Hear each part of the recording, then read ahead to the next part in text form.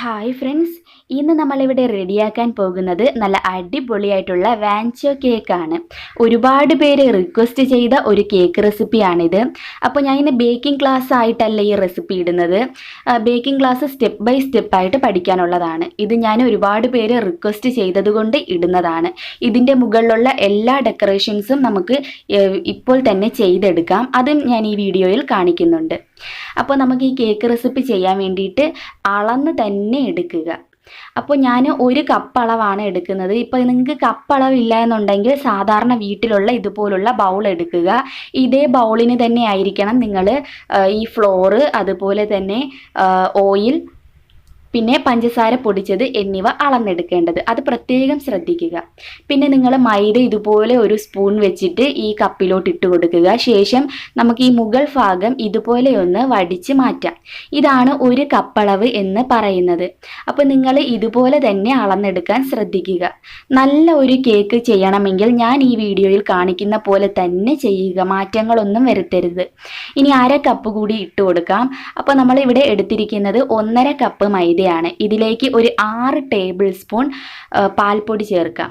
4 table spoon ആണ് 1/4 cup പാൽപ്പൊടി എന്ന് പറയുന്നത്. അപ്പോൾ ഞാൻ 2 ടേബിൾ സ്പൂൺ കൂടി ചേർത്ത് 6 ടേബിൾ സ്പൂൺ പാൽപ്പൊടി ചേർത്തിട്ടുണ്ട്. ഇനി 1 ടീസ്പൂൺ ബേക്കിംഗ് പൗഡറും 1/4 teaspoon baking soda. Baking soda എന്ന് പറയുന്നത് അപ്പക്കാരമാണ്. ഇനി നമുക്കിതിലേക്ക് 1/4 ടീസ്പൂൺ ഉപ്പ് കൂടി ചേർക്കാം. ഇതാണ് സ്പൂൺ അളവ്. നിങ്ങൾക്ക് സ്പൂൺ അളവില്ലെങ്കിൽ ഈ ഒരു ടൈപ്പ് സ്പൂൺ ഉപയോഗിക്കാം. ഇനി നമുക്ക് ഇതിലേക്ക് കൊക്കോ പൗഡർ ചേർക്കണം. ഇപ്പോൾ നമ്മൾ ചേർക്കുന്നില്ല, കാരണം നമ്മൾ 2 ടൈപ്പ് കേക്ക് ഇവിടെ ചെയ്യുന്നുണ്ട്. ആ കൊക്കോ പൗഡർ നമുക്ക് അങ്ങോട്ട് മാറ്റി വെച്ചിട്ട് നമുക്കിപ്പോൾ ചേർത്ത ഇൻഗ്രീഡിയൻസ് എല്ലാം കൂടി നന്നായിട്ടൊന്ന് ഇളക്കി ഒന്ന് യോജിപ്പിക്കാം. അപ്പോൾ പാൽപ്പൊടി ഇല്ലാതെ നമുക്ക് ഈ ഒരു കേക്ക് റെസിപ്പി ഉണ്ടാക്കാവുന്നതേ ഉള്ളൂ. ശരിക്കും ഈ ഒരു മെത്തേഡിൽ നിങ്ങൾ കേക്ക് ചെയ്യുകയാണെങ്കിൽ നമുക്ക് കടയിൽ നിന്നൊക്കെ വാങ്ങുന്ന അതേ രുചിയിൽ തന്നെ ഉണ്ടാക്കാൻ സാധിക്കും. നമുക്കിതൊന്ന് നന്നായിട്ടൊന്ന് അരിച്ചെടുക്കണം. ഈ അരിച്ചെടുക്കുന്നത് നമുക്ക് കറക്റ്റ് നിങ്ങൾ ചെയ്തിരിക്കണം. ഈ ഡ്രൈ ലംസൊക്കെ ഒഴിവാക്കാൻ വേണ്ടിയിട്ടാണ്. എന്നാലേ നമ്മുടെ കേക്ക് നല്ല സോഫ്റ്റായി കിട്ടത്തുള്ളൂ. അപ്പോൾ ഈ ഒരു സ്റ്റെപ്പ് നിങ്ങൾ എല്ലാ കേക്ക് റെസിപ്പിയിലും ഈ ഫ്ലോറും ഈ ഡ്രൈ ഇൻഗ്രീഡിയൻസ് നിങ്ങളൊന്ന് അരിച്ചെടുക്കണം. അത് മസ്റ്റാണ് നമ്മുടെ കേക്ക് റെസിപ്പിക്കൊക്കെ. ഇനി നമുക്ക് ഇതുപോലെ നല്ല ഡ്രൈ ആയിട്ടുള്ള ഒരു ബൗൾ എടുക്കാം. ഇതിലേക്ക് ഞാനൊരു 5 മുട്ട എടുക്കുന്നുണ്ട്. മുട്ട ചെറുതായതുകൊണ്ടാണ് ഞാൻ 5 എണ്ണം എടുത്തത്. ഇനി നിങ്ങൾക്ക് വലിയ ടൈപ്പാണ് മുട്ട കിട്ടുന്നതെങ്കിൽ ഒരു 4 എണ്ണം എടുത്താൽ മതി. ഇനി നമുക്ക് ഈ മുട്ടയിലുള്ള ഈ ഒരു മഞ്ഞയുടെ കൂടെ കാണുന്ന വെള്ള പ്രതലം ഉണ്ടല്ലോ, അത് നമുക്കൊന്ന് മാറ്റണം. എന്നാലേ മുട്ട മണം ഒട്ടും കാണാതെ. മഞ്ഞയുടെ അരിവത്തും ഈ ഒരു വെള്ള പോലുള്ള ഒരു ഭാഗം കാണും. അതൊക്കെ അങ്ങോട്ട് മാറ്റുക. ഇതൊക്കെ മാറ്റിയാൽ നമ്മുടെ മുട്ടയ്ക്ക് ഒട്ടും തന്നെ ആ ഒരു സ്മെല്ല് വരത്തില്ല. ഇനി നമുക്ക് ഈ മുട്ട നന്നായിട്ട് പതപ്പിച്ചെടുക്കണം. നിങ്ങൾക്ക് ഇത് മിക്സിയുടെ ജാർ ഉപയോഗിച്ച് ചെയ്യാം. മിക്സിയുടെ ജാറിൽ ഒട്ടും വെള്ളം കാണരുത്, നല്ല ഡ്രൈ ആയിരിക്കണം, എന്നാലേ ശരിയാവുള്ളൂ. ഞാൻ ആ ഒരു കേക്ക് റെസിപ്പി ഞാൻ താഴെ ഡിസ്ക്രിപ്ഷൻ ബോക്സിൽ ഇടാം, എങ്ങനെയാണ് മിക്സിയുടെ ജാർ ഉപയോഗിച്ച് ഇത് ചെയ്യുന്നതെന്ന്. അപ്പോൾ നിങ്ങൾക്ക് ഇലക്ട്രിക് ബീറ്റർ ഇല്ലാത്തവർ അങ്ങനെ ചെയ്യുക. ഇനി നമുക്ക് ഒരു 1/4 ടീസ്പൂൺ വാനില എസൻസ് ഒഴിച്ചു കൊടുക്കാം. നിങ്ങൾക്ക് ഇനി വാനില പൗഡർ അതുപോലെ ബട്ടർ എസൻസ് ഒന്നും ഇല്ലെങ്കിൽ വാനില എസൻസ് 1 ടീസ്പൂൺ ചേർക്കുക. ഞാൻ ബട്ടർ എസൻസ് 1/4 ടീസ്പൂൺ ചേർത്തിട്ടുണ്ട്.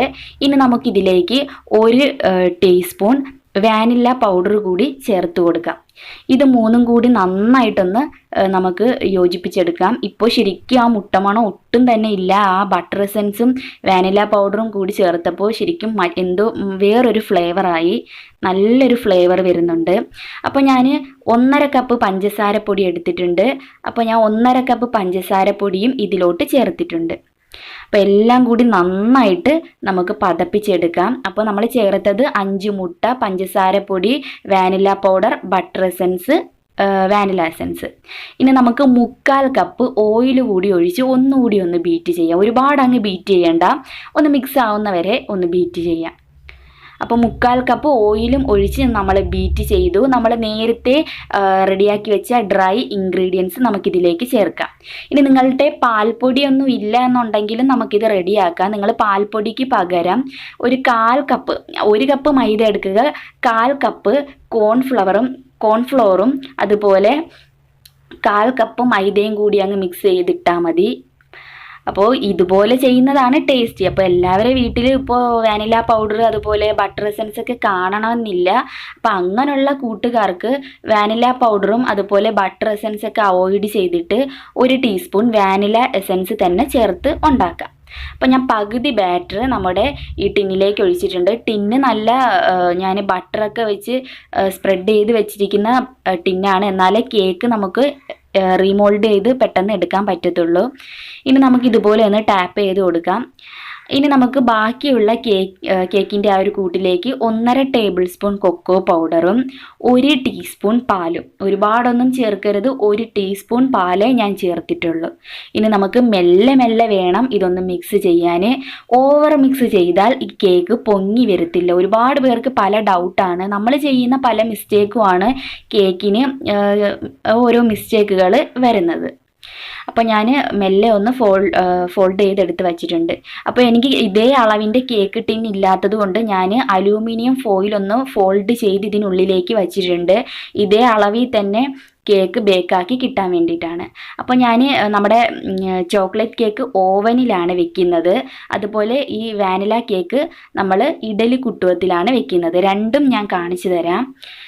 അപ്പോൾ ഇത് നമുക്ക് ഇഡലി കുട്ടുവത്തിലോട്ട് വെക്കാം. അപ്പോൾ ഓവനിൽ വെക്കുന്നവർ ഞാനിവിടെ OTG ആണ് 160 ഡിഗ്രിയിൽ 2 സെക്ടർ പവർ 2 മോഡും സെറ്റ് ചെയ്യുക. പിന്നെ ഒരു 30 മിനിറ്റാണ് നമുക്ക് ബേക്ക് ചെയ്യേണ്ടത്. നമുക്ക് ഇഡലി കുട്ടുവാണെങ്കിൽ ഉപ്പിട്ടിട്ട് ഒരു സ്റ്റാൻഡ് വെച്ചിട്ട് അതിൻ്റെ മുകളിൽ ഈ കേക്കിൻ്റെ ബാറ്റർ ഇറക്കി വെച്ചിട്ട് ഇത് നമുക്ക് ഒരു 30 അല്ലെങ്കിൽ ഒരു 40 മിനിറ്റ് വരെ ഒന്ന് ബേക്ക് ചെയ്ത് എടുക്കാം. അപ്പോൾ നമുക്കൊന്ന് വെയിറ്റ് ചെയ്യാം. അപ്പം നമ്മുടെ 30 മിനിറ്റ് എടുത്ത് നമ്മുടെ ഓവനിലുള്ള കേക്ക് ഇവിടെ റെഡി ആയിട്ടുണ്ട്. കറക്റ്റ് 30 മിനിറ്റ് എടുത്തിട്ടാണ് ഇത് ബേക്കായത്. OTG ആയതുകൊണ്ടാണ് 160 ഡിഗ്രിയിൽ ഞാൻ വെച്ചത്. അപ്പോൾ നമ്മുടെ കുക്കർ ഇഡലി കുട്ടകത്തിൽ വെച്ചത് ബേക്കായത് 40 മിനിറ്റ് എടുത്തിട്ടാണ്. അപ്പോൾ 2 കേക്കും ഒന്ന് ചൂടാറട്ടെ.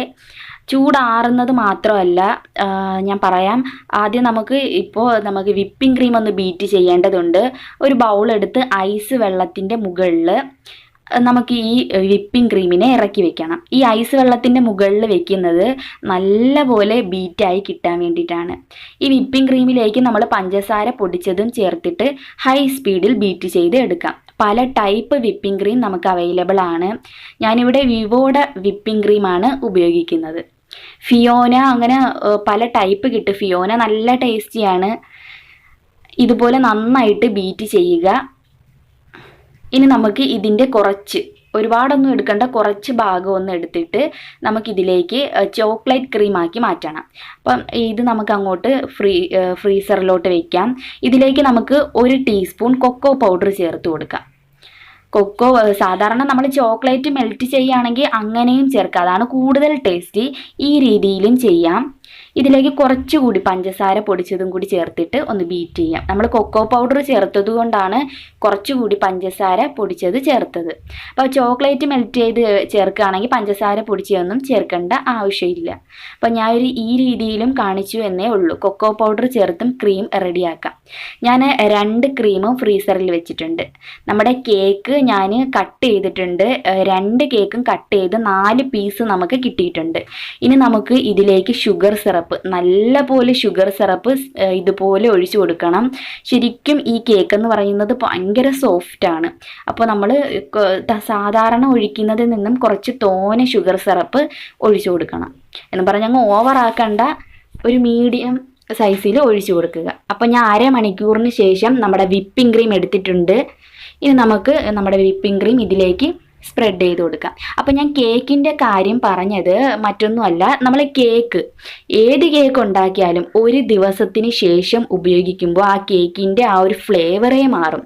ശരിക്കും ഭയങ്കര ടേസ്റ്റി ആവുന്നത് 1 ദിവസമെങ്കിലും റൂം ടെമ്പറേച്ചറിൽ കേക്ക് ഇരുന്ന് നല്ലപോലെ സോഫ്റ്റ് ആവുമ്പോൾ ഒന്നുകൂടി നല്ല ടേസ്റ്റി ആവും. അല്ലെങ്കിൽ അറ്റ്ലീസ്റ്റ് നിങ്ങൾ ഒരു 8 മണിക്കൂറെങ്കിലും കേക്ക് ഉണ്ടാക്കിയതിന് ശേഷം ആ കേക്ക് യൂസ് ചെയ്യരുത്.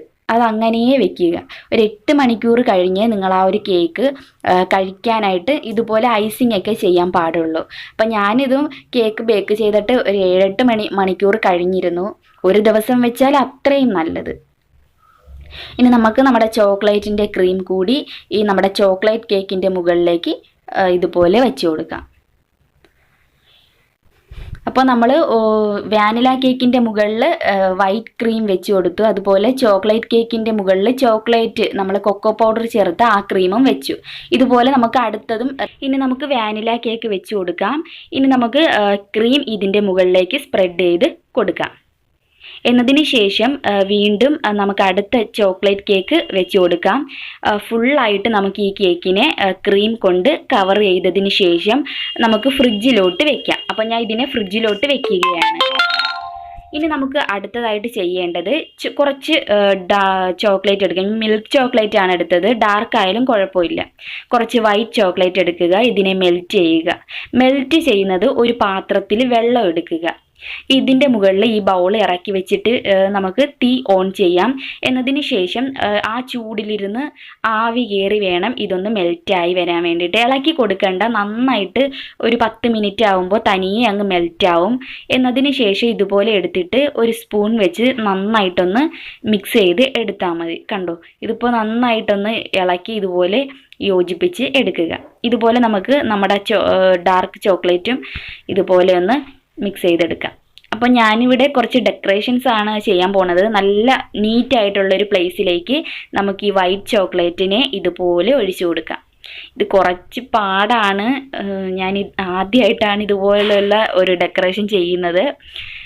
അപ്പോൾ ഞാൻ ഇതുപോലുള്ളൊരു സ്പാച്ചില വെച്ചിട്ട് ഇത് താഴോട്ടൊന്ന് സ്പ്രെഡ് ചെയ്ത് കൊടുക്കുക.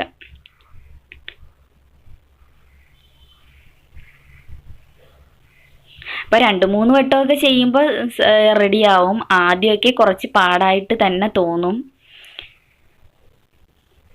അപ്പോൾ ഇതുപോലെ നന്നായിട്ടൊന്ന് താഴോട്ട് സ്പ്രെഡ് ചെയ്ത് കൊടുക്കുക.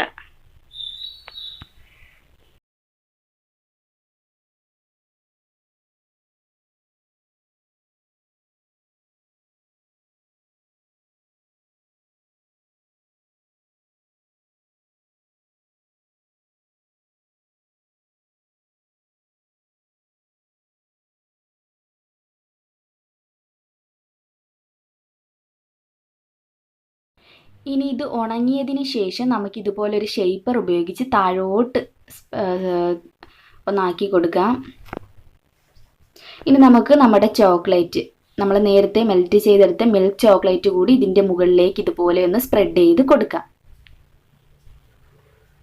ഇനി ഇത് രണ്ടും കൂടി നന്നായിട്ട് സ്പ്രെഡ് ചെയ്ത് വെച്ചതിന് ശേഷം ഇത് ഒന്ന് നന്നായിട്ടൊന്ന് ഉണങ്ങി കിട്ടുന്ന വരെ വെയിറ്റ് ചെയ്യുക. അപ്പോൾ ഇത് നമുക്ക് നന്നായിട്ടൊന്ന് സ്പ്രെഡ് ചെയ്ത് കൊടുത്തതിന് ശേഷം നല്ലപോലെ ഉണങ്ങിയതിന് ശേഷം നമുക്ക് ഇത് റെഡിയാക്കി എടുക്കാം.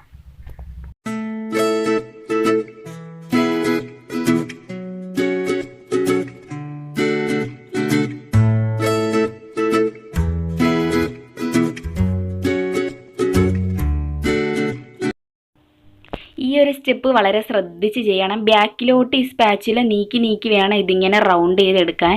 ആദ്യമൊക്കെ ചിലപ്പോൾ പാടായിരിക്കും. ഇതൊന്ന് ആദ്യം ഞാൻ ചെയ്തത് മൊത്തം കുളമായിപ്പോയി. ഇപ്പോഴാണ് ഇത് രണ്ടാമത് ചെയ്തപ്പോഴാണ് ഇതൊന്ന് ശരിയായിട്ട് എനിക്ക് കിട്ടിയത്. ഇത് നമുക്ക് ഫ്രീസറിൽ വെച്ച് നല്ല ഒന്ന് കട്ടിയാവണം. അപ്പോഴും നമുക്ക് കേക്കിൻ്റെ മുകളിൽ ഇത് ഡെക്കറേഷൻ ചെയ്യാൻ എടുത്ത് വെക്കാൻ പറ്റും. അപ്പോൾ ഇതുപോലെ ഞാൻ 2-3 എണ്ണം ഒന്ന് ചെയ്തിട്ടുണ്ട്. അത്രയൊന്നും നീറ്റല്ല, എന്നാലും ഒരുവിധമൊക്കെ ഒന്ന് റെഡി ആയിട്ട് കിട്ടിയിട്ടുണ്ട്. ഇനി നമുക്ക് എടുക്കേണ്ടത് കുറച്ച് വൈറ്റ് ചോക്ലേറ്റ്. ഇതിലേക്ക് നമുക്ക് കുറച്ച് നമ്മുടെ ഫ്രഷ് ക്രീം കുറച്ച് ഒഴിച്ചു കൊടുക്കുക. ഒരുപാട് ഒഴിച്ചു കൊടുക്കരുത്. ഇത് നന്നായിട്ടൊന്ന് മെൽറ്റായി നല്ല തിക്കായിട്ടുള്ള ക്രീമാണ് നമുക്ക് വേണ്ടത്. അപ്പോൾ ഈ വൈറ്റ് ചോക്ലേറ്റും നമ്മുടെ ഈ ഒരു ഫ്രഷ് ക്രീമും കൂടി നന്നായിട്ട് മെൽറ്റ് ചെയ്ത് ഞാൻ എടുത്തിട്ടുണ്ട്. ചൂടാറിയതിന് ശേഷമാണ് ഞാനിപ്പോൾ എടുത്തത്. ഇതുപോലെ നല്ല തിക്കായിരിക്കണം. ഇനി നിങ്ങൾ അഥവാ ഒഴിച്ച ഫ്രഷ് ക്രീം കൂടിയെങ്കിൽ ഒരല്പം കോൺഫ്ലോർ കൂടി ചേർത്തിട്ട് വേണം ഒന്ന് തിളപ്പിക്കാൻ. അപ്പോൾ ഇച്ചിരി കൂടെ ഒന്ന് കട്ടിയായിട്ട് കിട്ടും. അപ്പോൾ ഞാൻ വൈറ്റ് ചോക്ലേറ്റ് നമ്മുടെ കേക്കിൻ്റെ മുകളിലേക്ക് ഒഴിച്ചിട്ടുണ്ട്. നമ്മുടെ ചോക്ലേറ്റ് വെച്ച് ഉണ്ടാക്കിയത് തന്നെയാണിത്. പല ഡെക്കറേഷൻസും നമുക്ക് ഈ ചോക്ലേറ്റ് വെച്ച് ഉണ്ടാക്കാൻ പറ്റും.